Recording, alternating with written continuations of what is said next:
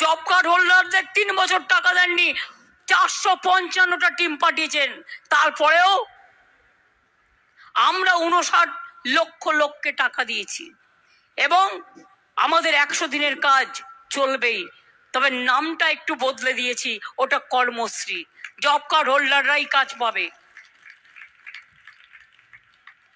এমনিতেও আগে 100 দিন বললেও 30 দিন 35 দিন হতো, আর আমরা 100 দিনের কাজ 2 বছর কেন্দ্রীয় সরকার বন্ধ করে দেওয়া সত্ত্বেও বাংলায় 45 দিন করেছি এবছরে, মনে রাখবেন।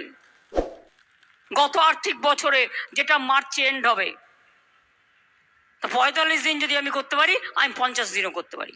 সুতরাং আমি 50 দিনের কর্মসূচিতে ওই কাজ করাবো জব কার্ড হোল্ডারদের। নিশ্চিন্তে থাকুন।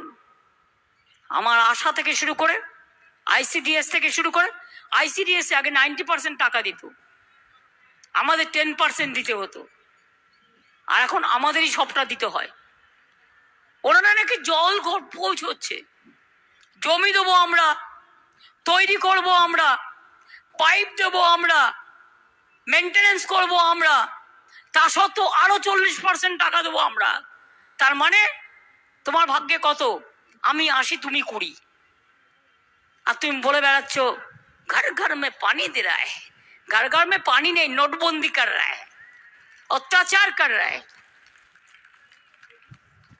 ইলেকশন হয়ে যাবে, দেখবেন উজালাও নেই, গ্যাসের দাম ধাওয়াও করে বাড়ছে, প্রাইস হাইক, প্রাইস রাইজ কাদের আন্ডারে? সেন্ট্রালের আন্ডারে। কত দাম হয়ে গেছে জিনিসের। আমরা প্রথম থেকে বলছিলাম, হাজার হাজার ছাত্রছাত্রীর চাকরি খেয়ে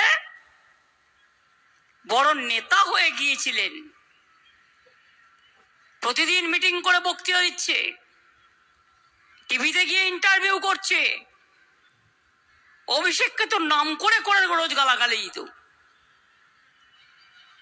অনেক কিছু দেখেছি আমি। আজকে আপনি কোথায় গেলেন? কাল থেকে আপনার রায় তো জনগণ দেবে। আপনি হাজার হাজার ছেলে মেয়েদের চাকরি খেয়েছেন, আর আপনার রায় জনগণ দেবে। তৈরি থাকুন। আপনি যেখানে দাঁড়াবেন আমি স্টুডেন্টদেরই নিয়ে যাব, তার কারণ স্টুডেন্টরাই লড়াই করবে যাদের চাকরি আপনারা খেয়েছেন। চাকরি দেওয়ার ক্ষমতা নেই, আপনারা চাকরি কেড়ে নেন। হ্যাঁ, বলতে পারতেন এর বদলে ওকে দিন, বলতে পারতেন এই প্যানেলটা ক্যান্সেল করে আর একবার ডাকুন, আমার কোনো আপত্তি নেই। যদি কোথাও ভুল থাকে অ্যামেন্ডমেন্ট করে নিন, রেকটিফাই করে নিন। কোনো সুযোগ না দিয়ে ওয়ান সাইডেড গেম। এখনো 5 লক্ষ চাকরি আমার রেডি আছে বাংলার ছেলে মেয়েদের জন্য।